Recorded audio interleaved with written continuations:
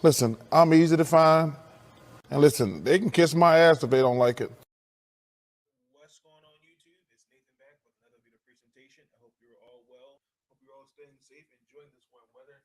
It is a beautiful evening. It's Wednesday morning here on the East Coast. It's still Tuesday if you're over on the West Coast. This is season 7, episode 3, Big Meat Sports Talk podcast. Before we get into it, there's a few things I need to say up front.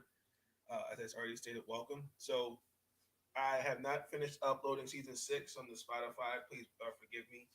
Uh, I will have it uploaded as quick as I can. The remaining episodes, I have the first 3 or 4 episodes of season 6 up. Um, Going forward, pretty much my episodes are going to be deemed shorter, so they're going to be more videos, more content, and divided than being on for like an hour or two. In this episode, we're going to recap the WNBA draft that occurred Monday. We're going to give draft grades. What else is coming down the pipe? We're getting ready for the NBA playoffs, so be tuned in for that. The Orioles lost today. I believe the Nationals won. So we need to really recap those. Really, the first week of baseball for both teams so far. Then we have reached out to Sean Spencer. We agreed next Tuesday we're going to do the NFL mock draft 2.0. I have given some thought about doing a separate, just doing a Ravens mock draft, uh, but I'm still thinking about it. So that'll probably be up soon. So that's what's really coming on the pipe. But in this video, we're going to do draft grades. I had the opportunity of being at a draft party. It was a great experience. I had a good time. I also had an opportunity to be part of a media call. I will share that clip in a little bit. It was a really good experience, good opportunity. It was a good draft overall, I will say. The fashion was really nice. The one thing that I didn't, and I know this may be a little bit. I'm gonna kind of go away just from the draft just a little bit. I kind of want to focus on a couple things. Uh, so at the beginning of the draft, Kathy Engelbert made some comments about Brittany Griner, which was well spoken, well thought of. The support, because it's been now 56, going to 56 days, 57 days now that she's been detained overseas in Russia. This notion that I still think Kathy Engelbert's not really understanding, just because we understand what the CBA did for the top players, but this notion that these women are going overseas just for the fun of basketball. I think again you're coming across as deaf tone, and I think you're coming from the the perspective of they do this day in and day out. Again, I stated this in a few episodes. Some of these women, they're mothers, they're providers for their families. They got to pay bills. Like the top players, yeah, they're gonna get bumps in salaries. But what about your rookie? What about your mid tier players? What about them? That aren't like an Asia Wilson, that are not Brittany Griner or Diana Taurasi. Yes, the women, the 144 women are given, or excuse me, are supposed to be given branding opportunities for their teams respectively, but they don't really have a true off season to do those kind of things, because as soon as the season's over, they're going overseas to make more money. That's just fact, and I just feel like that's never going to change. I mean, the true reason she's over there in Russia is because she makes more money over there than over here. That's a fact. Example, Neka Ogumike. I believe she played in Russia for 4 or 5 years. I know she played in Poland, and then she played in China for a couple years. Like it's just the reality.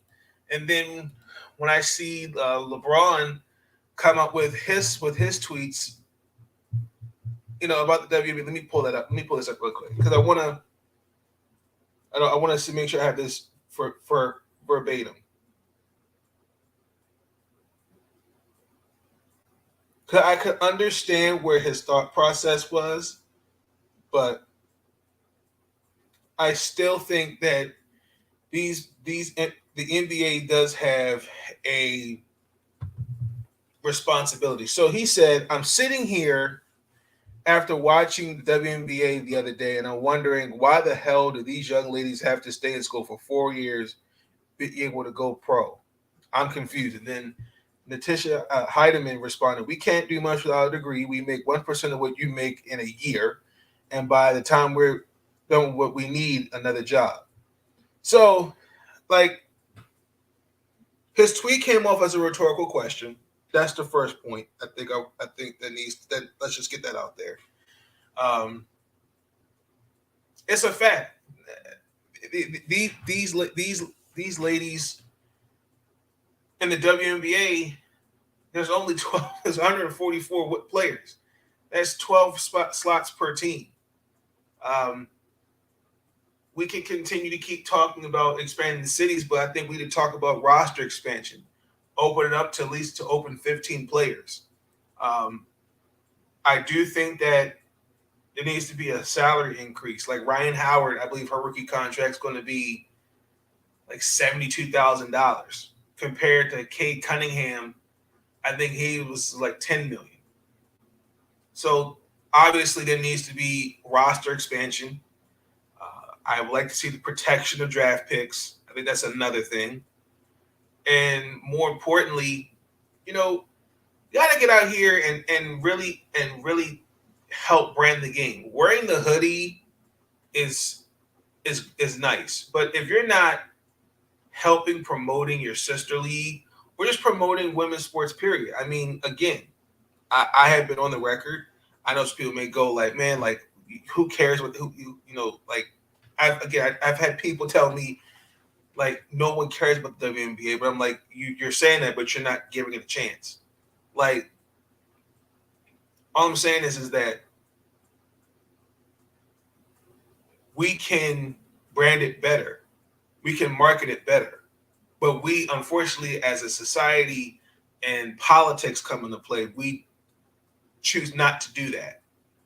But we're okay with marketing mediocre teams in other sports. That's okay.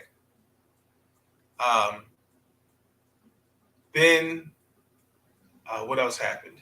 Kurt Miller. I know I don't want to take up any much more time. I want to get in these draft grades. Coach Kurt Miller for the Connecticut Sun also had an interesting tweet. He stated, "Love speaking with over 30 WNBA. Love speaking with over 30 draft prospects this year. Women's basketball is filled with great people and with amazing stories, but surprised that over 80% of the prospects admitted to not following the W or just slightly following. Hopefully that our own rising players follow our league more this summer." And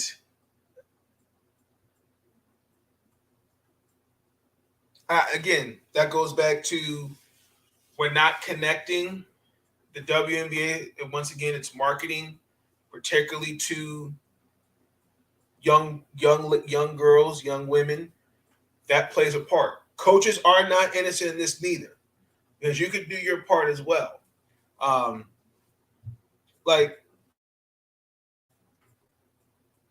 It does bother me that when you hear that, like, wow, like you never actually taking the time to watch or go to a game. That's interesting. But I think a lot of it is these coaches aren't innocent in this, and the league's not. Players do have to take some accountability, because I do think it's hard to find games.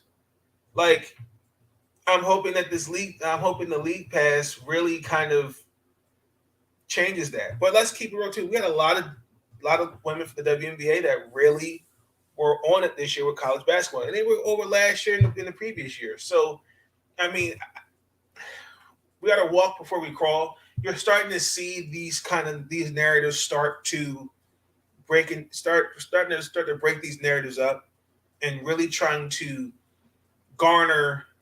You see the attention trying to garner towards more getting the product out there. It's going to be tough. It's tough, but it is achievable. It's definitely achievable. So um, that was interesting. I wanted to get that off my chest because I felt like that was needed, and um, whether people want to accept this or not, the league's not going anywhere. We're going to the year 26. Um, like I said, I'm a huge fan of WNBA, college basketball from this past season. I follow the Maryland Terps, obviously. Uh, my attention was on the TV as I tried to watch many games as I could, and for me, I'm going to continue to do my part in trying to get more attention there. Like I said, I had people tell me, please stop talking about WNBA in your podcasts. Like if you take that out your podcast is golden. No one cares about women's sports. Once, like somebody told me, like once you talk about the WNBA, I instantly turn it off because I don't want to hear that. And I was like, okay, but I'm gonna do what I'm gonna do what I want to do, and I'm going to continue to do my part in killing these narratives with the WNBA, and just got to invest. Now, let me get off the soapbox. So, these draft grades. Oh boy. First and foremost, let me say this.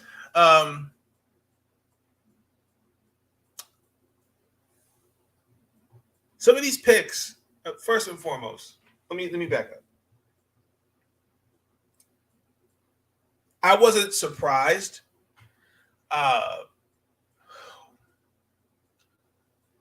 am a bit disappointed when it comes to. There was a coach who said that people who watch the games, they're not scouts, and they're not GMs. Because the majority of these guys that are GMs and coaches are also GMs for their team.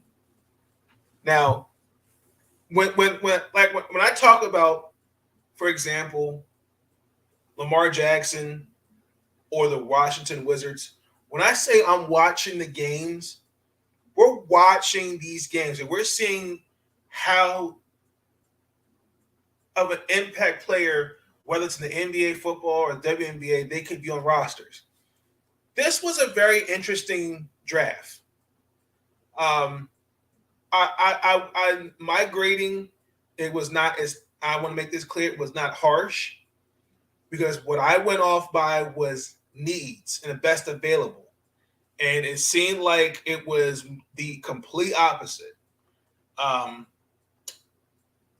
So again, these are my grades. And I'm also going to take this opportunity to kind of give a prediction where records are going to be for each team going into the season. And I'm going to when we get to the Mystics, I'm definitely going to share that clip I was telling you about. So let's get into it. This is it. With the first pick in the 2022 WNBA draft, the Atlanta Dream selected Ryan Howard. I gave it an A+. I think it was a smart pick for Atlanta. Atlanta is definitely, obviously, we all know they're going in a rebuild mode. We know this. It was a no-brainer. She made the argument to be a number one pick. Now, I was torn between her and Alyssa. Either one, take your pick. It didn't really matter. But let's keep it real. She was the player in Division I. She had, I believe, 600 points, 200 rebounds, 100 assists. I think it was like 70 steals. Her versatility on the court. Her on the defensive side of the ball, she could guard the one to the four. And I think also, again, Atlanta is building from the ground up. So I definitely think now you got Ari McDonald, Ryan Howard, Tiffany Hayes, Monique Billings, Cheyenne Parker. That's probably going to be your starting lineup. I want to say the Atlanta Dream. They do have quite a bit of some training camp invites. I think they had like 7 players that 3 of them were waived and like 2 walked. No, Kalani Brown was waived. Tiana Hawkins was waived. I think Isaiah Sims walked. And I'm shocked does not have a contract offer in the WNBA. No WNBA team offered a contract. That's interesting. That's really interesting. I'm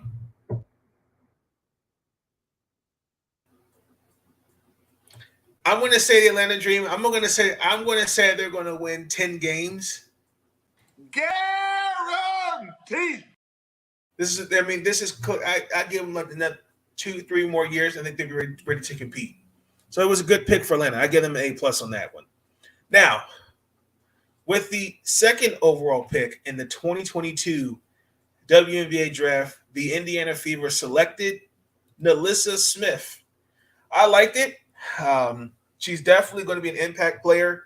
The one thing in the media call Linda was talking about was praising she defense. Obviously, I mean, it was no brainer. Even if Washington had the number 1 overall pick, they still would have taken Smith, Indiana. I think also too, arguably NaLyssa has a high motor, arguably in this draft class.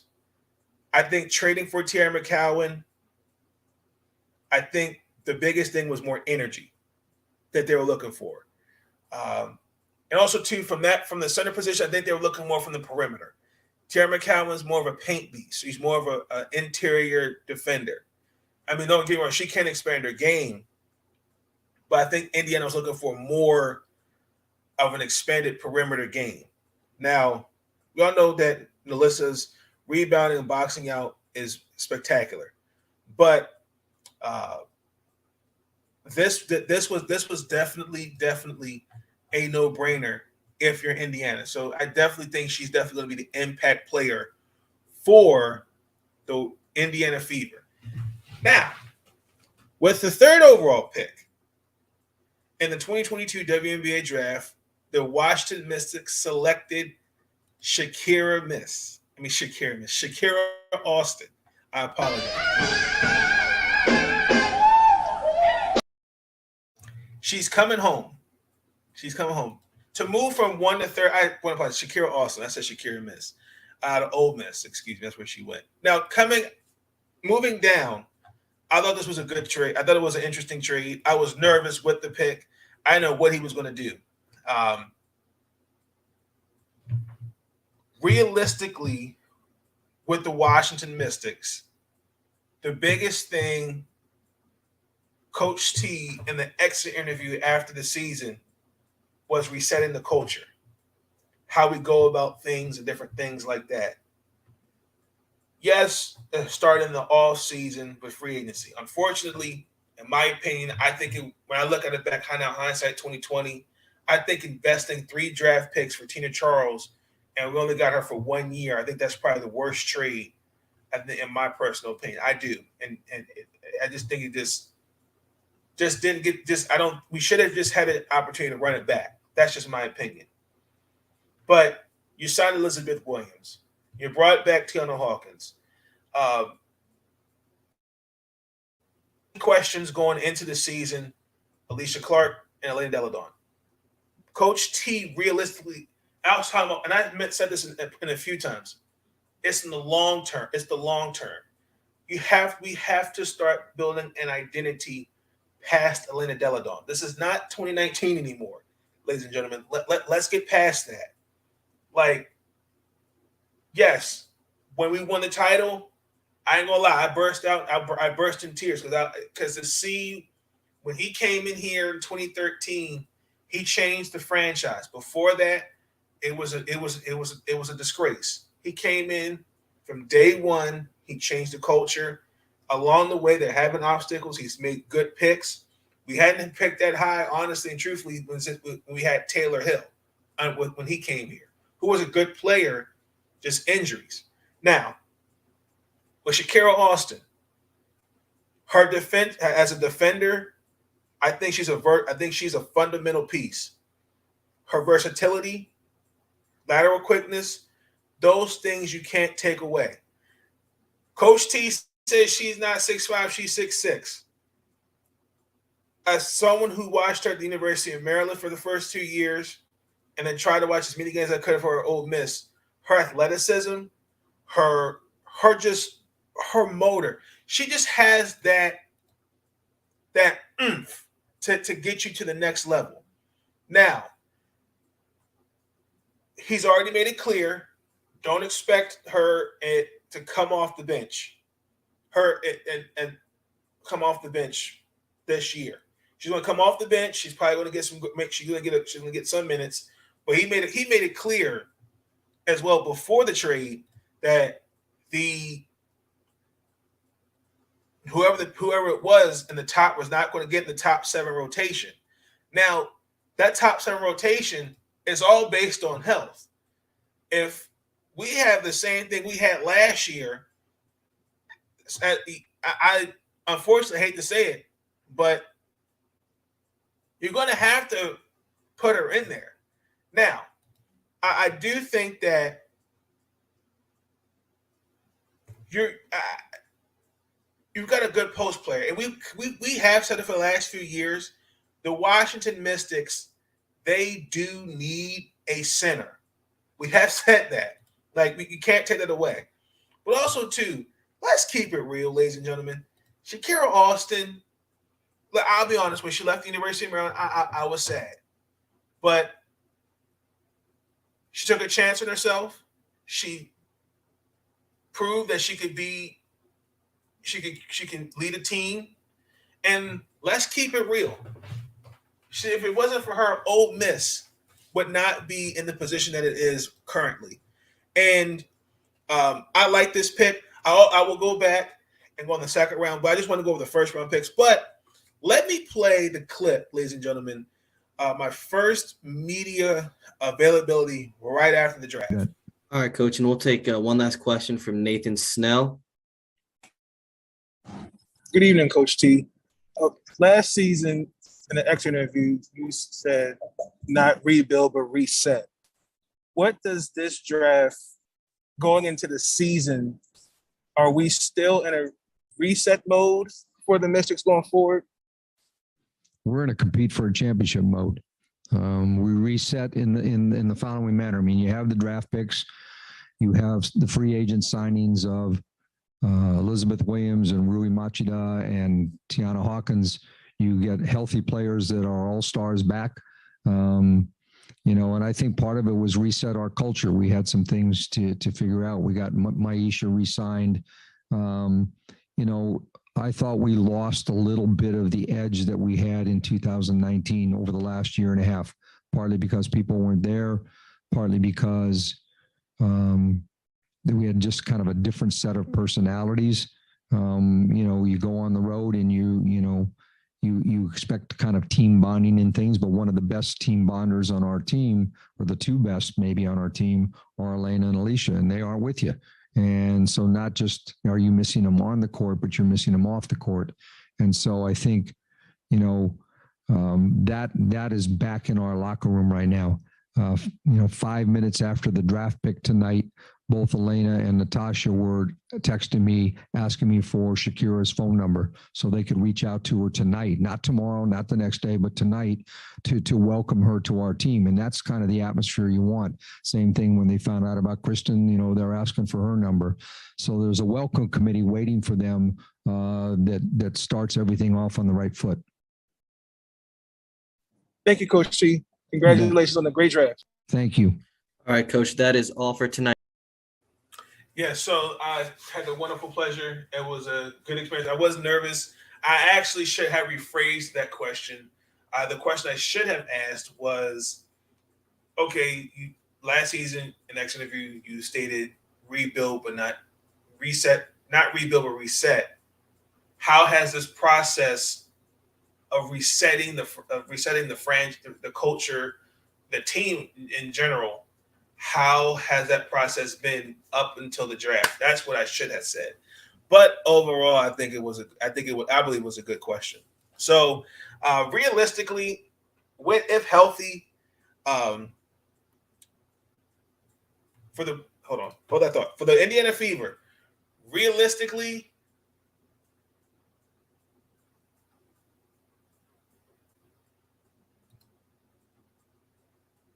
thir 13 games. Guaranteed. Okay, now back to the Mystics. Realistically, this team healthy.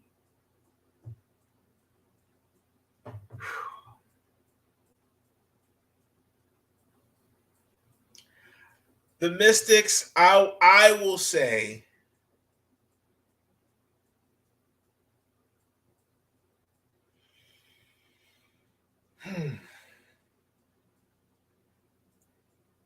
18 games. Guaranteed. It's just I have concerns going into the season. It's all predicated on health. They stay healthy, it's a good option. 100% true. Okay.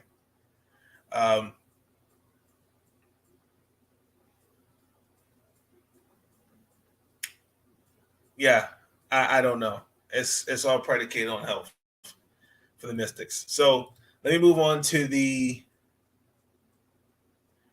Indiana Fever. They selected with the 4th overall pick, Emily Estegler. I gave it a solid A. I take your pick. I could have taken anybody right there. I would have said Alyssa. I actually had Naz Hillman going here, but same thing, defense. I think they got a good player with Emily. I'm not mad at it. I'm not mad at it at all, honestly. She definitely can make Emily can definitely make an impact on the defense. To me, she particularly played South Carolina. She did a really good job on defense in that game. Particularly, she has a good her defensive prowess to through the passing lanes, transition defense. Her rebounding is really good. She only shot for free throw shooting was like 65%. So I think her offensive game will continue to develop, in my opinion. So I'll give this a solid A. Now we go to the Big Apple, the New York Liberty. They selected Miss Nayara Sabli out of Oregon. I like this pick. The biggest thing to me, arguably, I think her ceiling was high going into this draft.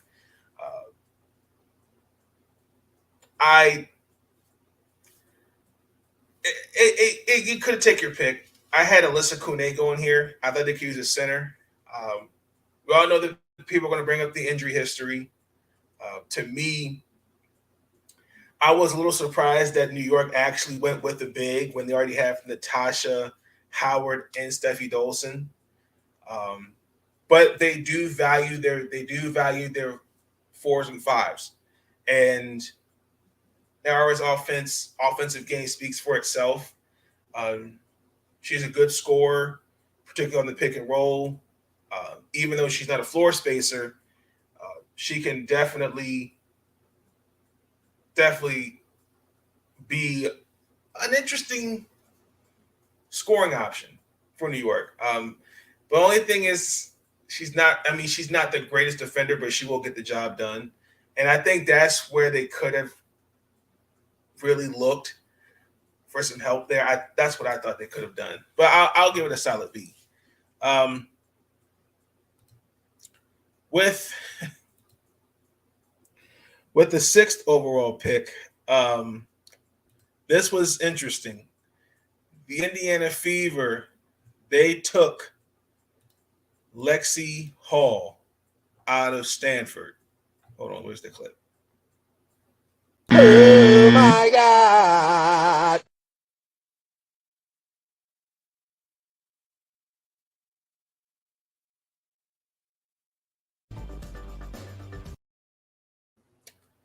Did not like this pick. This was a reach. I'll be completely honest with you. Now,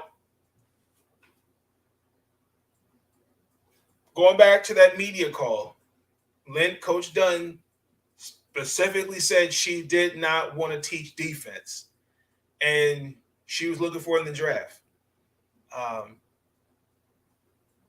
Lexi Hall was not even in my first round. She was in my second round of my mock draft. And yes, I mean, she was a good defender at Stanford. He had 2 steals per game there. But let's keep it real. That was more of Cameron Brink, Haley Jones in an overall strong team defensively. That wasn't Lexi Hall by herself. Like, Lexi Hall's good size. She's not all that athletic. Just particularly to contain perimeter defenders.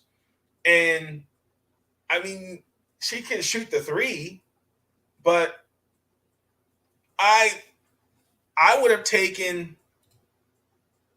If that was the case, I would have taken Veronica Burton. If you're looking at a guard, I also suggested taking Nia Clouden. There's a couple others on there. Kirsten Bell was another option.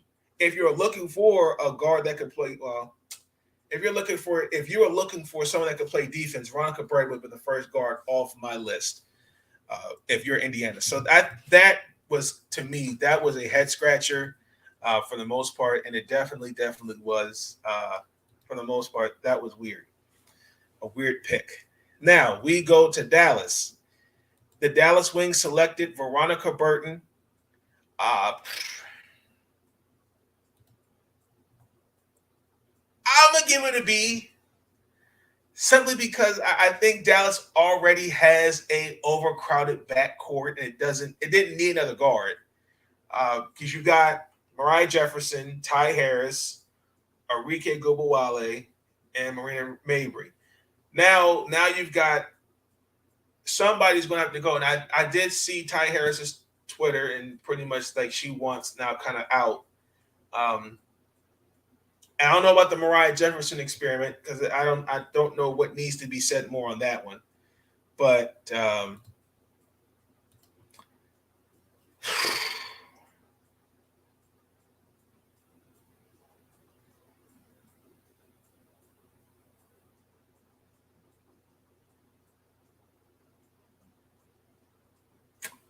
yeah, I just didn't like this pick. I didn't. Veronica, yes. Her biggest strength is her energy on defense. She can definitely she averaged 4 steals a game. I would have taken a wing player, in my opinion. I would with Ray Burrell. I know what you're going to say. The whole this notion, like, well, she didn't have a great season at Tennessee. Well, I mean, she got injured, so I would have went with a front court. I would have went with a wing player, and I think Ray would have been a good pick. But I'm not mad at Veronica. I think she's going to do well. But that is a crowded backcourt in Dallas, so we'll see. Now, with the 8th overall pick, the Las Vegas Aces selected Maya Hollingshed out of Colorado. Oh my God.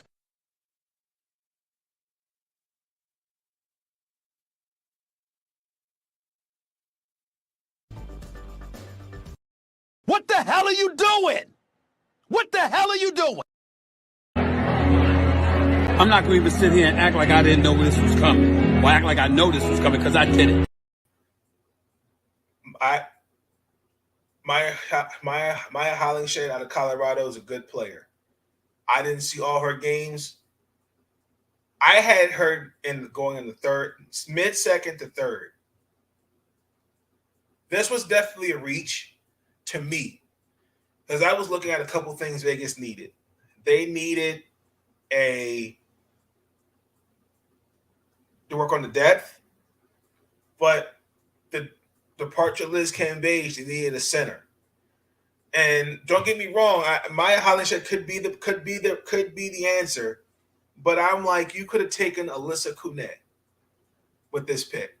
You need a center, you need a shooter that can shoot the ball, because it seems like Las Vegas is going to be more of a 3-point shooting team from the looks of it. So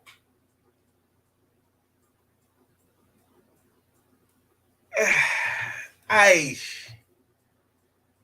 don't like that. Like, yeah, I mean, Maya does. She's a 3-and-D player, but I definitely think you could have went with some. I don't know. She screams D&3, but I would not take her with the first pick. Now, in the first round, let's go to Los Angeles. The Los Angeles Sparks, they selected Ray Burrell. I thought this was a decent pick. I don't think Los Angeles needed another guard. I think they needed a forward. Personally, like I said, there was Naz Hillman was sitting there. I know people want to say she didn't have the greatest senior year, but Los Angeles also too. I'm gonna be honest with you. Ever since Candace Parker left, they have been really struggling to find their identity.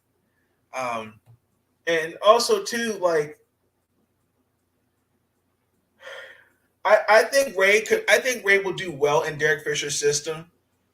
Like, I do think that they're going to work her in the rotation coming off her leg injury. Her junior year, she shot 40% from three, and also too, the Lady Vols were a top 20 team in defensive rating. So if you take into account her senior year with the injury in last year, you're really getting a good player. You know, you're getting somebody who not only can shoot the ball, but can switch on defense. I think that's somebody that Derek Fisher is really going to truly appreciate in their team. I personally would have taken a forward. Me, that's just me. I would have taken a wing player, but Ray Burrell's not bad. I would have taken a power forward. Like I said, Nash Hillman was there. That was just wow. But it's a decent pick. Let's go back to Indiana with the 10th overall pick. They selected Queen Enegbo out of Baylor. Oh my God.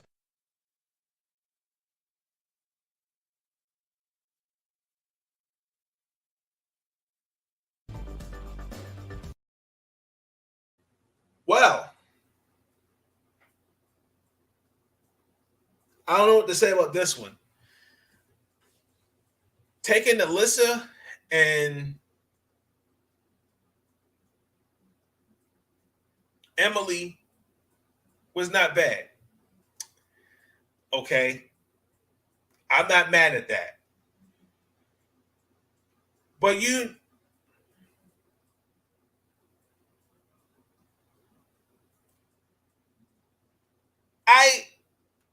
yes, Melissa and Queen were a good 1-2 punch at Baylor, but they're not playing in the Big 12 anymore. This is Indiana. I don't think. Let me watch my words. Her pace as a center. There's going to be. I can see there's going to be some struggles when she gets to the W. And again, I'm just saying, Nash Hillman was there. I didn't have Olivia Nelson Odeda, right? I had her going the second round. Sky Cone, I had her going in the second round. You had Nash Hillman there. I just don't really understand what Indiana was doing with those two picks. So when are we gonna say something about it? You know what? I'm going to walk away. I'll be right back because I'm scared I'm going to say something that might get me in trouble because I'm pissed. I'm pissed. I think that was a huge reach, personally. With Lexi Hall and Queen, they're good. They're good players, but I like that. Indiana could. They really, if they were looking for somebody again, they predicate on defense, and more pace, more energy. I'm like, Nats Hillman was sitting right there. Now, let's get to the 11th overall pick. The Las Vegas Aces, they selected Kirsten Bell. Good pick. They're going to love her in Las Vegas. She can play both wings. To me, they finally gave some backup behind Jackie Young. To me, arguably, Florida Gulf Coast had the most. You can make the argument they probably had the most modern offensive game in college basketball. She definitely should step in there and adjust right to Becky Hammond's system. She can create her own shot. She can make plays for others, particularly when she drives the ball, drops in the lane and kicks and dishes it out. Great perimeter defender. And I think that's somebody they're going to take. Now, I had her in the top 6. I think she definitely deserved that. I was surprised. I'm thinking like, okay, you're going to take you can take Nalissa, and you could probably take Kirsten Bell with the 4th or 6th overall pick. So I had her go in the top 6. So this was a good pick for Las Vegas. They're going to get a good player. They're definitely a good player for that one. With the 12th overall pick in the first round, the Connecticut Sun selected Nia Clouden. I didn't feel like they needed really much, to be honest with you. I do think their roster was kind of complete. I do feel like this was interesting to see what Connecticut go with an offensive player. But, I mean, let's keep it real. In the half court, their offense did struggle, particularly after what happened against Chicago. So when are we going to say something about it? And she's a definitely good spot-up shooter. She can not only spot-up shoot, but also off the dribble. I think somebody –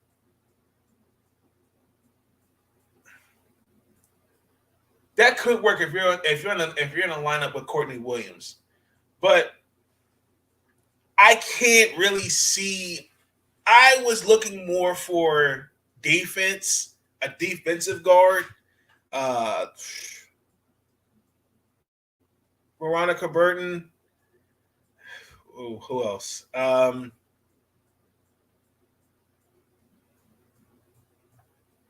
had a couple others, but it was really, really interesting to see that. I'm like, whoa. Like, okay.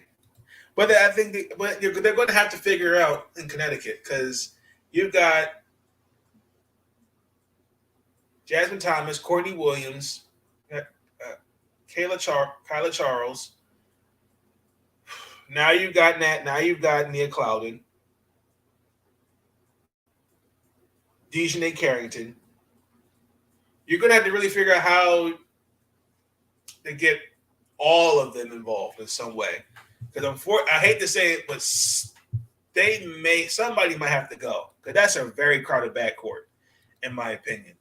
But, I mean, let's go over the second round. The other draft picks in this round in this draft. I do want to say that Destiny Henderson not getting drafted in the first round, that was very, very interesting. I mean, arguably the guards before her in this draft, Veronica, Nia, were better, but I'm glad she did get drafted by the Indiana Fever as well. Uh, Amisha Williams Holiday out of Jackson State, first player to come out of HBCU in 20 years. Really happy for her. Glad she's going to be getting an opportunity. And you had Allie Pattenberg, guard out of Indiana. Atlanta ended up taking Naz Hillman. I think that was a steal for sure. The Washington Mystics, we got Kristen Williams out of UConn. Yes, I think I'm gonna give that pick a chance. I mean, let's keep it real. When I was at the draft party that I was at, it kind of got like when they announced her name, like, wow, it wasn't Destiny Henderson. But I'm gonna give that a chance. I think she may be really good with the Mystics for sure. Who else? With Los Angeles, they got Kiana Smith out of Louisville. That should be a good pick. Olivia Nelson Odada out of UConn. They got Amy Atwell out of Hawaii. New York, they drafted Lorella Kabaje out of Georgia Tech and got Sky Cone. So they went front court. Their front court loaded in New York. So that was pretty good. Connecticut, they got Jordan Lewis, another point guard, and Kiara Smith out of Florida, another shooting guard. So didn't like that one.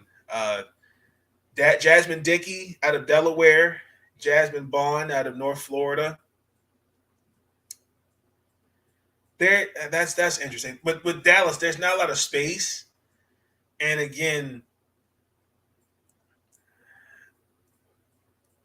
man, I would love to see like someone like Jasmine Dickey on a WNBA roster, but it's only 12 spots. So that sucks. Seattle, they end up taking Alyssa Kune in the second round, Avina Westbrook, and Jade Milbourne. I think Alyssa Kune going to Seattle was a complete steal for them. Avina Westbrook, that could be potentially Sue Bird's replacement. I definitely think for Avina, her ability as a combo guard can't take it away from her. She could play hard, and she can definitely make a difference. And Jade Milbourne out of Australia, I think she's going to stay overseas because she's trying to compete for a roster spot within for the Lady Opus, the Olympic basketball team. Las Vegas, like I said, my Hollingshead, in my opinion, I think that was a reach. Kirsten Bell, I think that was a steal. They got Kyla Pointer out of LSU, Alicia Shepard out of Virginia Tech, and Von Steen Ali Fool out of LSU. Interesting. In Minnesota, they all have the second round picks. They got Kayla Jones out of NC State and Hannah Jervin out of South Dakota. Phoenix, they got Maya Dobson out of Notre Dame and Macy Williams. Same thing with Phoenix and Minnesota. Don't expect their teams to really, don't expect those girls really much. I think they're kind of comfortable with their roster. And I think there's going to be some impact, but not a lot of impact. So, I mean, honestly, if we're being realistic as we transition into other winners and losers, I hate to say this, but our mock drafts once again took another L. That really, really sucked. Let's keep it real. I think we all could have. I did say Ryan Howard, Melissa Smith, Shakira Austin were your top 3 picks. Emily S. Tengler, I had Nayara going to Dallas. Only kind of made sense because I feel like they needed a forward there. I mean, you can make the case they were pretty much there. But Lexi Hall getting drafted in the 6th. I mean, that was shocking. That's not as shocking like it was with Kaiser. That threw me off because they didn't have the highlights for her at all. come out of West Virginia 2020, 2021. And Veronica Burton, everybody had mixed feelings with her. There was some mock drafts that had her going in the second round. Majority had her going in the first. For me, she stayed in the first round in my mock drafts, honestly and truthfully. Maya Hollyshed, I think, was another who I think was a reach. Was a second round pick. Ray Burrell, Los Angeles, Queen Negbo, they were second rounds.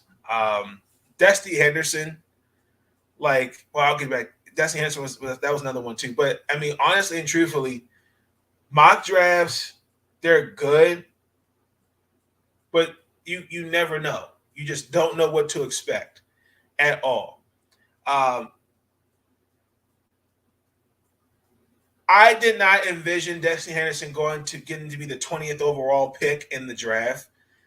To me, even though she had 26 points in the last game, she is known for her defense. She was guarding Paige Beckers a lot in that game. I mean,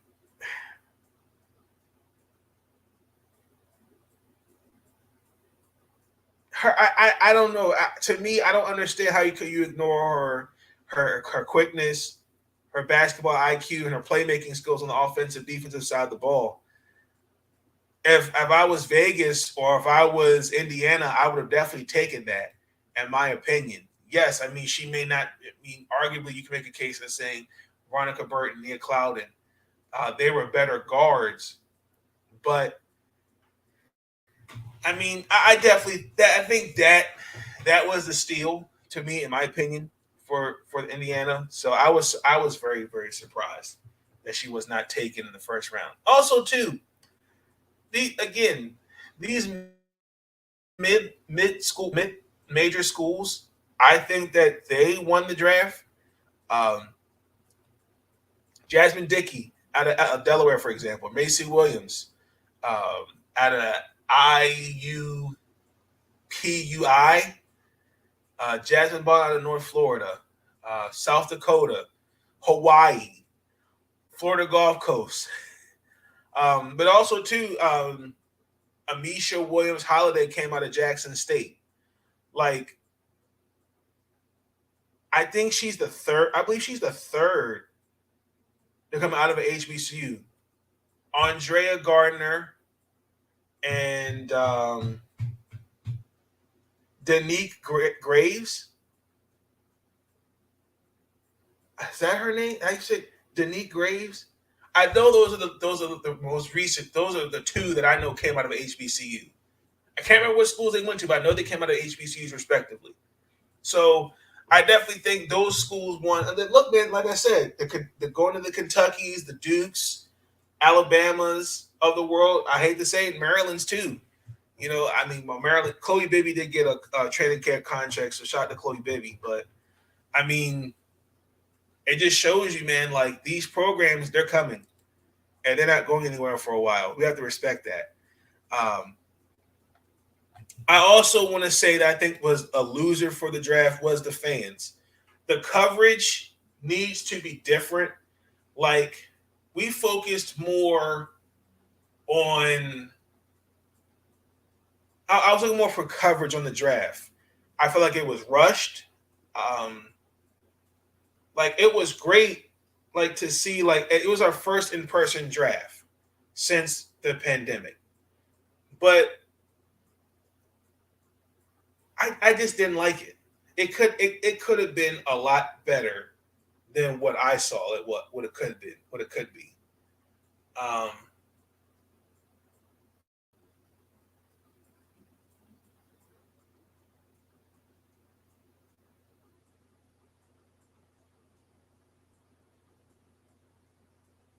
mean, I like Ryan Rucco. I like Rebecca Lobo. It's just when it got into the second round, they just instantly called 19th pick. I'm just randomly. Avina Westbrook, 20th pick, Destiny Henderson. I'm like, time out.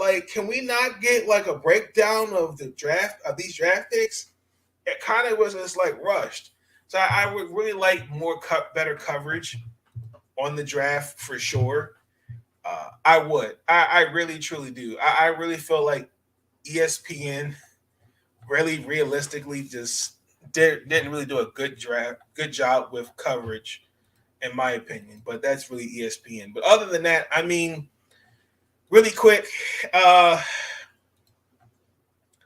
going back to New York, I think realistically, the New York Liberty, I could say they'll win 21 games. Guaranteed. We're talking about the Indiana Fever. I'll say they'll win 10, somewhere between 10 and 13 games. Dallas, if they get their act together, I do believe the Dallas Wings are a playoff team. I'll say they'll win 20. Guaranteed. I believe the Las Vegas Aces are a sleeper team.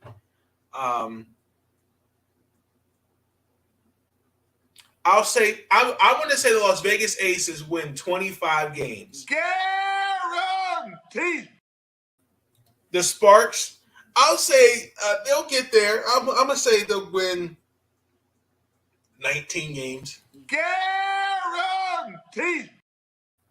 And then Connecticut, I think this is the team to beat personally.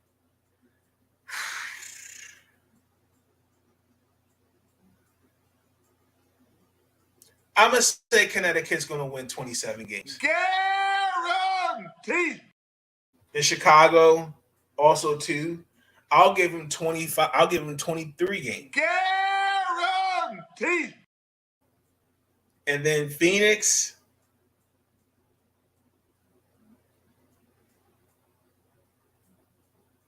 realistically, 24 games. Guaranteed. So, I mean, honestly and truthfully, I think it's going to be Connecticut in the finals again. I mean, we're going to preview all that at a later date. But, I mean, realistically, I mean, you really can't say right now with the Mystics with any team for like the Mystics. I can't really sit here and go like they're going to win 18 games. But I'm just going off basically pretty much if they stay healthy. Like, unfortunately, we don't live in a world of what ifs or should have, would have, could have. Like, I have to see what it looks like for myself. So, I mean, honestly and truthfully, that's pretty much it of the episode. Be tuned in, ladies and gentlemen, for future episodes. Thank you for joining me. Let me know your thoughts. What you think of the draft? Who was your favorite player? Favorite draft outfit? I mean, other than that, I like the fact that we did give some attention. I love the fact that Kathy Engelbert started off the draft, showing support for Brittany Griner. But she's got to get this narrative out her head that these women go overseas for the fun, and it's not about that. It's just pay inequity, and also too, they make more overseas than they do over here. That's sad, but that's unfortunately that's a painful that's painful to hear. Makes no sense at all. Makes no sense whatsoever. As far as my closing message is that I think we all have to be better. We all have stories to tell. But make sure you have your story told the right way and not let anyone else tell your story otherwise. I think that matters. You're going to have people in life that are going to doubt you. You're also going to have people that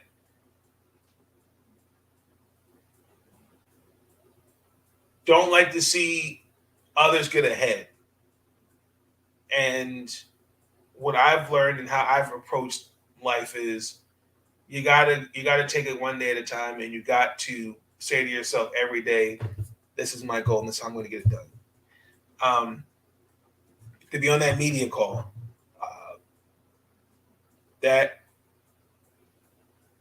I have to thank God for that. That was a true that to me that really made me feel good inside, and it gave me more fire to continue to progress in my goal, my dream of becoming a journalist. It does.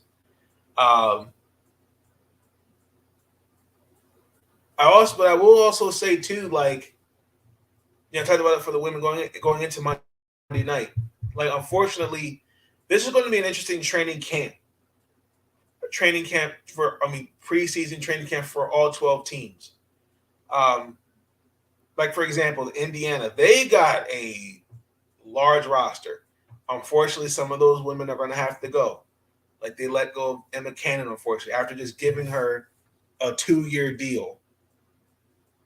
Why would I cut somebody that they're giving a 2-year deal? It makes no sense. But that's what the subject for the video.